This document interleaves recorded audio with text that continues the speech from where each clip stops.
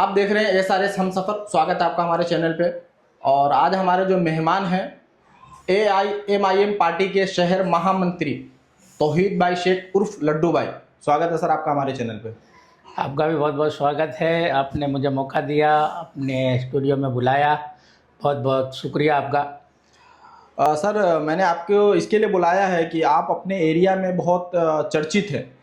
जैसे हमारी टीम उस एरिया में गई है, सर्वे किया है, तो आप बहुत चर्चित है, आप बहुत कौम की खिदमत करते हैं। इसके लिए हमने आपको बुलाया है जानने के लिए कि ये जज्बा, ये जुनून आपको कैसे, कहाँ से आया। एक्चुअली मसला ये है, बहुत सारे लोगों को पता नहीं होगा, आज आपके माध्यम से पता चल जाएगा जी कि मेरी जब उम्र 12 साल की थी तो मेरे वालिद साहब डेट कर गए। जी और कहीं ना कहीं जब सर के ऊपर से एक मजबूत साया ख़त्म हो जाता है, और इसी फ़िक्र को लेके, इसी बात को दिल में लेके मैं ये काम मस्जिद से चालू किया, लोगों के साथ जुड़ा और महल्ले के अंदर कौन गरीब है, कौन मिस्कीन है, किसको क्या ज़रूरत है, वो सारा सर्वे करके बड़े लोगों के साथ जुड़ के उनके साथ ये काम को जो है बस्ती के अंदर करना मैंने शुरू किया। और इतिहाद फाउंडेशन के अंदर जब लोगों ने हमारे काम को देखा तो वो फाउंडेशन बना, वहाँ पे हमको जनरल सेक्रेटरी का पद भी दिया गया कि भाई ये लड़का बहुत ईमानदारी के साथ, वफादारी के साथ हर काम को अंजाम देता है। तो वहाँ पे भी, फाउंडेशन पे भी हमने खुद हर गली मोहल्ले में जाके जो बेवा है, जिनके आगे पीछे कोई कमाने वाला नहीं है, ऐसे घर को पहचान करके उनको कई महीनों तक हमने महीने का जो है ना राशन हर महीने देते थे। काफ़ी टाइम तक ये सिलसिला भी चला, और कहीं ना कहीं फंड की कमी होने के कारण उसको भी बंद करना पड़ा। फिर सर जैसे आप जो बता रहे हैं, लेकिन इस तरीके का मैंने आपका कोई सोशल मीडिया पे नहीं देखा एडवर्टाइज जो आपने कुछ काम किया हो कौम के लिए। एक्चुअली क्या है, खिदमत करने का जज्बा जो मेरे पास बचपन से है, और मेरे दिल में यही था कि मैं जो खिदमत कर रहा हूँ, जो काम कर रहा हूँ, वो खुदा को राज़ी करने के लिए कर रहा हूँ, तो लोगों को बताना ज़रूरी नहीं है। लेकिन अभी क्योंकि माहौल बहुत चेंज हुआ है, या कोई भी खिदमत करके वीडियो या फ़ोटो डालना इसीलिए ज़रूरी है कि आने वाली नस्ल को ये पता चले कि पूर्वज लोग जो ये काम करते थे, कौम की खिदमत करते थे, तो हमें भी इनकी राह पे चलना चाहिए। तो वो हिसाब से अब मैंने ज़रा बहुत फ़ोटो वीडियो डालना चालू किया है। बाकी मैंने जो काम किया वो सारा रिकॉर्ड मेरे मोबाइल में आज तक मौजूद है। लेकिन आप जो बोल रहे हैं कि हमने कभी किया नहीं, लेकिन आज के वक्त में ज़रूरी इसके लिए भी हो जाता है कि आप अगर डालेंगे वीडियो, जो दूसरे लोग देखेंगे तो उसको देख करके मोटिवेट होंगे, वो भी, उनको भी जज्बा होगा कि मैं भी कौम के लिए कुछ करूं। इसके लिए ये वक्त ज़रूरी है दिखाना। ये लोग बोलते हैं कि दिखावा है, लेकिन मेरा ये मानना है कि दिखावा नहीं, ये दिखाना है, क्योंकि दिखाना ज़रूरी है। जब दिखाएंगे हम तो लोगों को समझ में आएगा कि ये काम ज़रूरी है करना। तो इसके लिए आपने ये चीज़ें की नहीं है जो कि आपका सोशल मीडिया पर कुछ ऐसा दिखता नहीं है जहाँ आपने कुछ किया कौम के लिए। नहीं, मेरा जो काम है सब रियलिटी वाला है, और मैं जो जहाँ जहाँ पे काम किया हूँ वहाँ के लोगों का दिल हमने जीता है।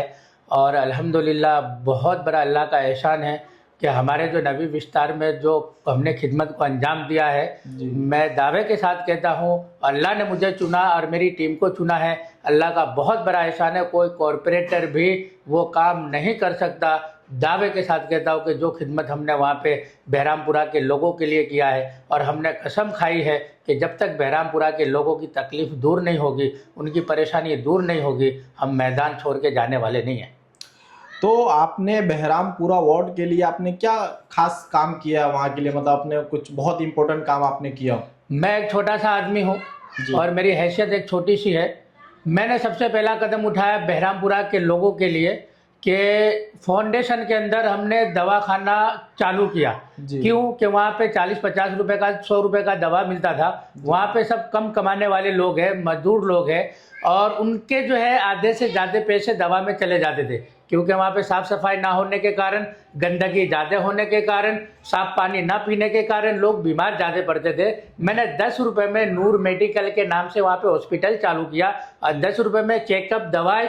ये हमारे जो वहाँ की जो आवाम है, वहाँ की जो कौम है, उनके पैसे, क्योंकि जो दूसरे सरकारी दवाखाने हैं तो समझो कि अब VS है, वाड़ी लाल है या LG है, वहाँ आने जाने में 150-200 रुपया रिक्शे के भाड़े में खर्चा हो जाता है। मेरे दिल में यह आया कि हम हमारे आवाम का, हमारी जनता का इस तरह से ये पैसा बचावे कि वहाँ ना जाके 10 रुपये में इनका काम यहाँ पे हो जाओ।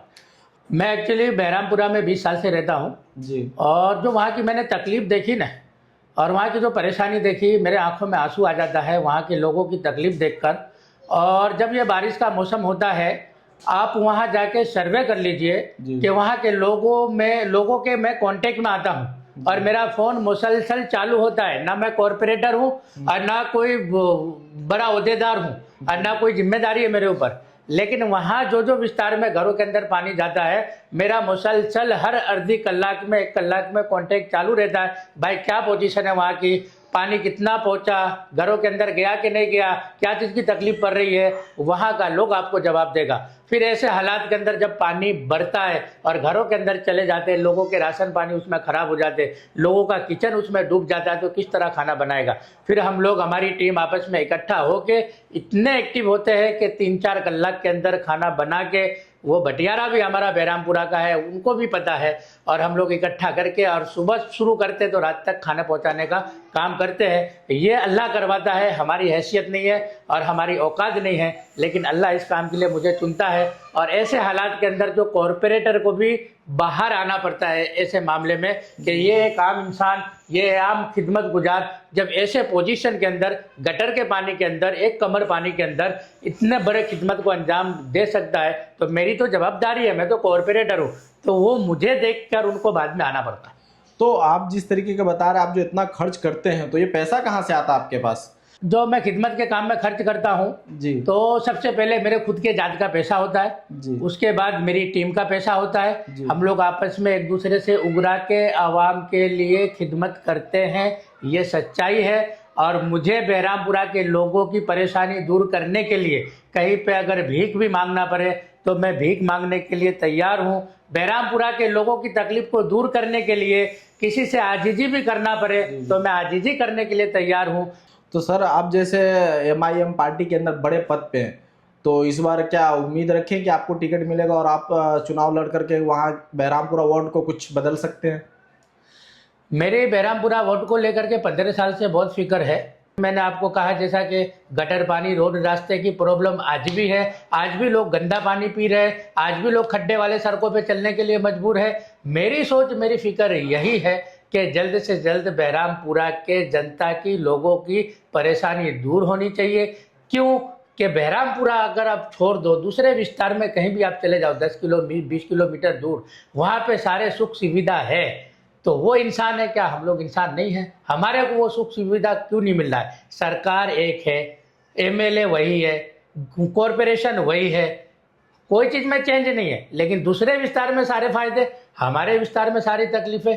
लोगों के 50% कमाई बीमारियों में जाता है वहाँ की गंदगी के हिसाब से और साफ सफाई न होने के वजह से। आप वहाँ पे रहो, मैं 20 साल वो विस्तार में रहा हूँ जो बहरामपुरा के अंदर सबसे तकलीफ वाला विस्तार है। वो विस्तार में मैं 20 साल से हूँ और मैं जानता हूँ कि तकलीफ क्या होता है। मेरे घरों के अंदर पानी जाता था, मुझे पता तकलीफ क्या होती है। मैं रोड पे जो है ना 1-1 कमर पानी में गया हूँ, मुझे पता तकलीफ क्या होती है। आप अगर बाहर वाला कोई आता है, उनको कभी तकलीफ का अंदाजा हो ही नहीं सकता जब तक आप पे खुद ना गुजरेगी। और रहा कि अल्लाह ने मुझसे काम लिया, मैंने काम किया है। और वहाँ के जो लोग हैं, और अभी जो कॉरपोरेशन का इलेक्शन होगा, मैंने जो मेरे हिसाब से सर्वे किया है, तो वहाँ अब चेहरा देख के वोट मिलेगा। अब ये जो कोई बोले कि भाई VIP का लेवल लगा दिया और ये VIP हो गया, तो लोगों का मिजाज अब ऐसा नहीं है। कोई भी पार्टी का हो उम्मीदवार, वो पहले वहाँ की जनता देखेगी ये बंदा कौन है, कैसा है, मेरे तकलीफ में खड़ा हो सकता है कि नहीं हो सकता है, मेरे परेशानी के टाइम ये आ सकता है कि नहीं आ सकता है। अब चेहरा देख के पब्लिक वोट देगा। जगह जगह मैं जाता हूँ, विस्तारों के अंदर घूमता हूँ, अलग अलग लोग हैं, कोई किसी पार्टी का कार्यकर्ता है, कोई किसी पार्टी का है, बहुत सारे लोग सोशल वर्कर है, लेकिन अब उनका मिजाज कैसा है कि भाई मुझे मेरे विस्तार का लीडर चाहिए, मुझे मेरे विस्तार का लीडर चाहिए, ताकि मेरी कोई भी समस्या हो तो फ़ौरन मैं उन तक मैसेज पहुंचा सकूं और वो फ़ौरन मेरे काम में आ सके और फ़ौरन मेरी तकलीफ को दूर कर सके। तो अभी जो मिजाज है वो पहले वाला मिजाज नहीं है। अभी जो लोगों का मिजाज है कि मेरे विस्तार का एक लीडर होना चाहिए। अभी जैसे 4 पैनल होता है, तो समझो 4 सोसाइटी डिवाइड कर दिया, तो अलग अलग सोसाइटी का अगर लीडर आएगा तो वो अपनी अपनी सोसाइटी में अच्छे तरीके से काम कर सकेगा। अगर हम दूसरी सोसाइटी से 3 उम्मीदवार ले लेते हैं तो सीधी बात है कि वो दूसरे जो 3 सोसाइटी है उसमें काम बरोबर होगा नहीं।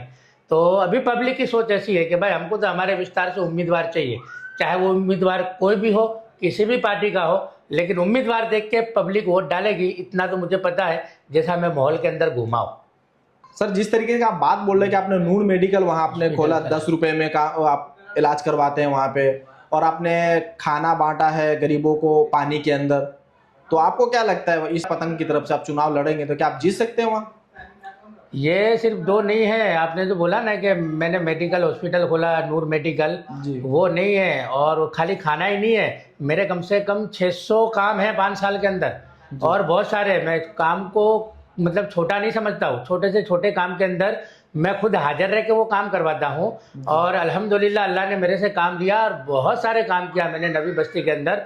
और मैंने कभी लोगों ने सर्वे किया कि भाई ये भाई जो काम करता है अपना टाइम बिगाड़ कर, तो किसी से 10 20 50 लेता है कि नहीं लेता है। लोगों ने सर्वे करके मुझे रिपोर्ट दिया है कि मैंने आपकी टीम की और आपकी सर्वे किया है मैंने, कि भाई कहीं से 10 20 का कहीं लिया, तो मैंने ये पाया कि कहीं से भी आपने किसी से 10 रुपये लिया नहीं है। रहा उम्मीदवारी की बात, तो उम्मीदवारी का जब हमारी पार्टी ने बायोडाटा मांगा, तो हमने 50 लोगों को बिठा के मशवरा किया, अलग अलग सोसाइटी के अलग अलग लोगों को, और वहाँ पे जितने भी मसलक के लोग हैं सबके साथ हमारे ताल्लुकात बहुत अच्छे हैं, जितने भी जमात के लोग हैं सबके साथ हमारे ताल्लुकात बहुत अच्छे हैं।